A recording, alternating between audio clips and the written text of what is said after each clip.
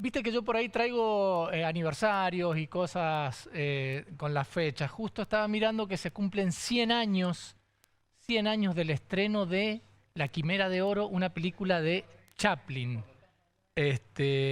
Así que bueno, dije, ya que estamos, podemos hablar del cine de Chaplin y un poquito hablar de la historia de él, un gran comediante de la historia del cine que marcó la comedia hacia adelante. El tipo nació en 1889 eh, en una, en Inglaterra y venía de una familia bastante humilde. La madre era cantante, cantaba en los teatros de variedades, el padre también, pero el padre alcohólico, una juventud difícil.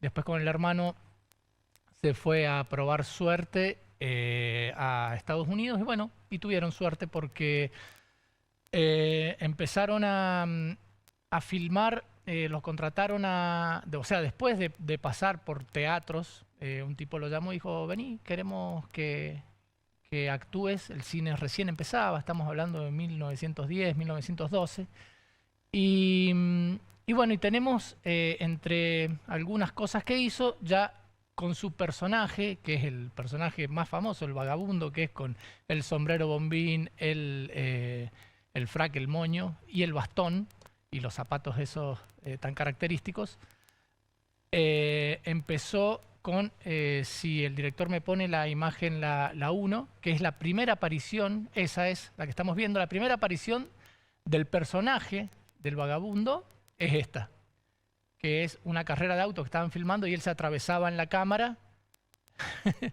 y no dejaba ver. Este, Hay algunas, sí, tienen música las imágenes, se pueden poner alguna musiquita, si no, no hay problema. Eh, pero bueno, esa es la primera aparición de él con el personaje. El personaje gustó mucho y bueno, y después empezó a hacer muchos cortos con este personaje. Hizo más de 80 cortos con este personaje, pero lo que vamos a hablar hoy en sí son de las películas de largometraje que hizo, que él ya una vez establecido en el público, ya era garantía tenerlo a él en el cine. Hizo varios largometrajes y el primero que hizo fue El Chico, de Kid, que bueno, si vemos la siguiente imagen, esa no, esa es La Quimera de Oro, con otra música. Bueno, esa se hizo muy famosa porque bueno, hizo la del bailecito con los panes. Esa es la que está cumpliendo ahora 100 años esa película, que se llama La Quimera de Oro. Claramente el tipo tenía una habilidad con el cuerpo y transmitía con un gesto nada, lo que nadie podía hacer. Lo compararon mucho en un momento con Buster Keaton, que era otro actor del cine mudo que hacía comedia, pero bueno, eso es para hablar en otro momento, para mí no son comparables. ¿Vos sabés, Cookie, por qué hacía películas mudas Chaplin? No está el Cookie. ¿Sabés por qué? Guarda con el chiste fácil, ¿no? No, porque le decían, no Charles, Chaplin. Sí, era muy fácil.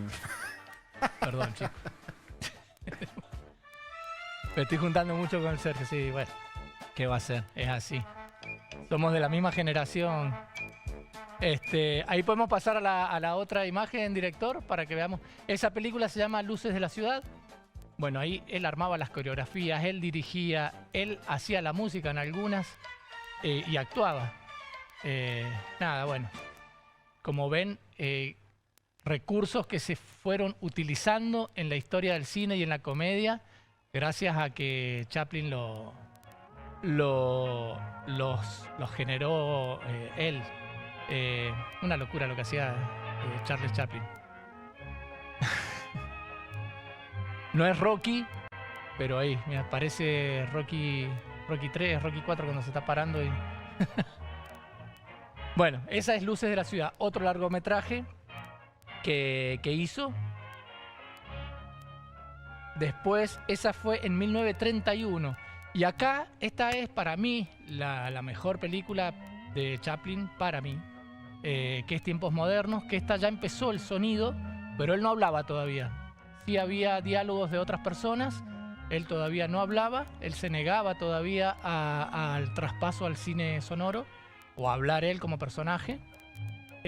Bueno, y esta muestra un poco toda la locura que fue la revolución industrial, todo lo automatizado, todo lo rápido que tenía que estar.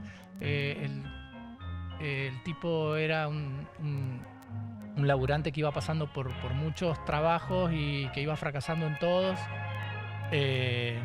Bueno, esa es la famosa escena donde se mete al engranaje.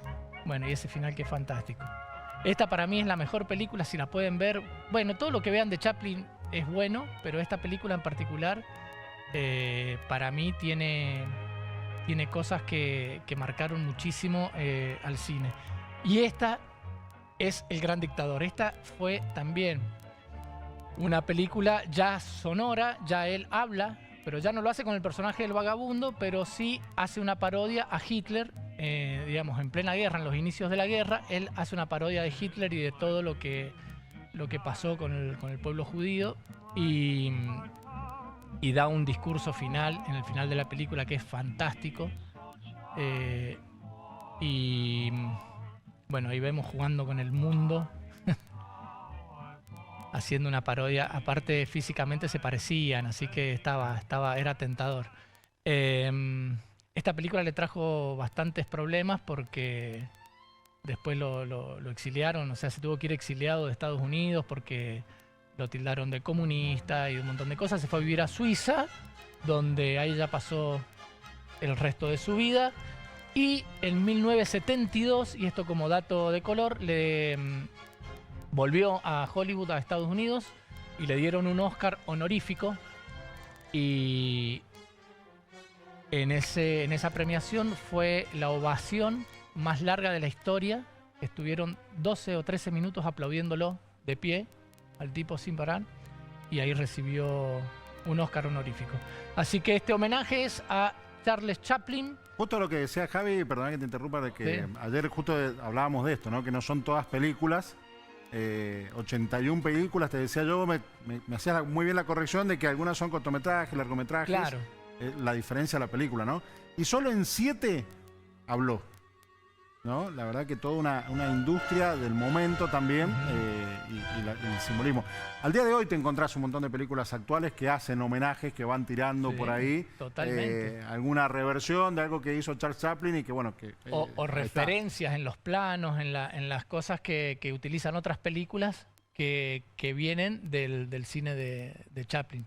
¿Hay un lugar donde, tenés ideas si hay algún lugar donde podamos encontrarlas? ¿Hay plataformas hoy donde podemos encontrar o solamente en YouTube por ahí buscarlas? Yo estuve buscando en YouTube y hay un canal que se llama Charles Chaplin, que está todo lo de él.